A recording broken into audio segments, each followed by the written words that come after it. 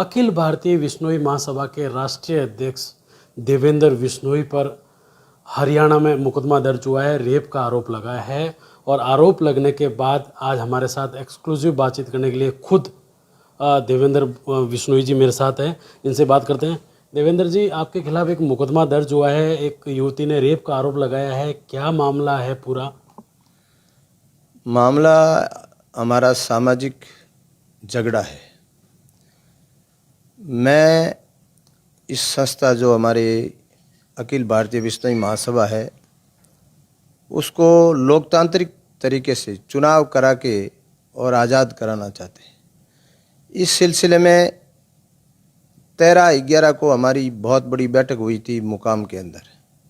उस बैठक में एक तो कुलदीप बिश्नोई से रतन और संरक्षक पद वापस लेके उस पद को समाप्त कर दिया गया था। उसी दिन उसने मेरे को शिवराज के जरिए बताया था कि आपके मान जाओ, नहीं तो आपके ऊपर एफआईआर दर्ज होगी महिला की। मैंने कहा मैं, और आप चाहते हो तो कुलदीप से बात करा देता हूँ। मैंने कहा मैं ब्लैकमेल होने वाला नहीं हूँ। मैं इस समाज का वफादार हूँ, इस समाज के लिए जीवन दे दूंगा, मगर इस समाज के साथ गद्दारी नहीं करूँगा। ये बात मैंने उसी दिन मेरे स्पीच में मेरे समाज को बता दी थी। और अभी 25 तारीख को हमारी मुरादाबाद में रजिस्ट्रार के वहाँ पेशी थी। उस वक्त तक वो लोग पूरे ट्राई कर रहे थे, आखिर उनकी किसी भी कीमत पे दाल नहीं गिरी। तो मैंने ऐसा सुना है कि 24 तारीख को उन्होंने कोई मुकदमा दर्ज कराया है। कोई बात नहीं, कानून पे भरोसा है। मगर कुछ भी हो जाए, हमारे गुरु जम्बेश्वर भगवान ने कहा सिर साँटे रूक रहे तो भी सस्ता जान। अगर मेरी हत्या हो जाए, मुझे जेल जाना पड़े, कुछ भी करना पड़े, और मेरी समाज की ये संस्था और समाज के अंदर ये लोकतांत्रिक तरीके से इसको चुनाव कराना है और कुलदीप से मुक्त कराना है। इसने समाज की संस्था को बंधक बना के रखा है। इससे मैं पीछे हटने वाला नहीं हूँ किसी भी कीमत पर। अच्छा देवेंद्र जी, आपने हालांकि मुकदमा अब दर्ज हुआ है, लेकिन आपने पहले ही समाज के आगे आपको आभास हो गया था। आपने समाज के आगे ये भी कहा था कि मेरे खिलाफ ऐसा महिला का आरोप लगा के षड्यंत्र हो सकता है। उसका वीडियो भी सोशल मीडिया पर वायरल हो रहा है। हाँ, तो वो उसी दिन इन्होंने कहा था।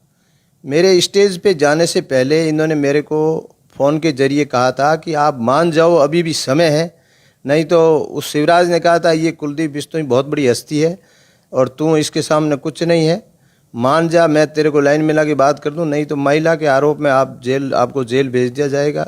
मैंने उसी वक्त कह दिया था कि मैं ब्लैकमेलिंग होने वाला नहीं हूं और मैं समाज के साथ रहूंगा और इस संस्था को लोकतांत्रिक तरीके से चुनाव करा के इसका नया प्रधान बनाएंगे।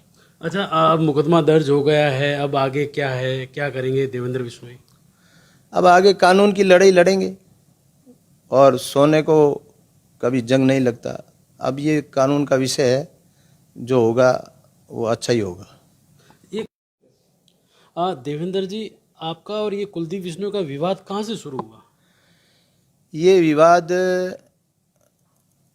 जब से शुरू हुआ कि इस आदमी को हर 2-3 महीनों में कुछ न कुछ किस्त देनी पड़ती है और कोई भी चिट्ठी लिखो तो संरक्षक महोदय की आज्ञा से, अगर किसी प्रोग्राम में भाषण दे रहे हैं, इनका नाम नहीं लिया जाता है, तो शाम को उसकी समीक्षा होती थी और दूसरे दिन का भाई आपने कुलदीप जी का भाषण में नाम नहीं लिया।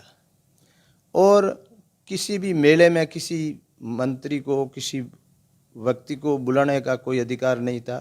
वो सारा ये अपने पास रहता था। और जब भी कोई ऊपर सिर करता प्रदान तो ये रात को सोता, सुबह दूसरा प्रदान मिल जाता। तो इसके लिए हमने पूरी आम सभा बुला के और इसके उस अधिकार को समाप्त किया।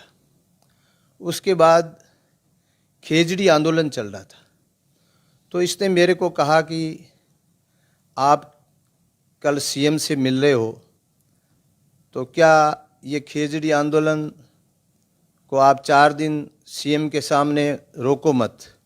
मैंने कहा ये मेरे वंश की बात नहीं है। तो रोको तो वहाँ मेरा नाम लेना है, तो मैं अब झूठा नाम तो कैसे ले लूँ। तो फिर हमने सीएम साहब से मीटिंग हुई, उनके आश्वासन के बाद में हमने वहाँ धरना स्थगित कर दिया। फिर मैं वहाँ से निकला तो इसने कहा व्हाट्सएप पे इस्तीफा भेज दो।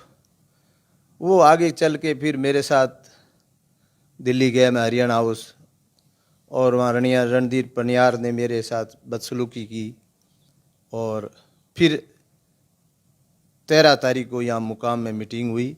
उस मीटिंग में ये सारा फैसला लिया गया। अच्छा, जिस तरीके से मामला आपके ऊपर खिलाफ दर्ज कराया गया है, समाज के लोगों से, प्रबुद्ध लोगों से किन से बात हुई है इस पूरे मामले को लेकर?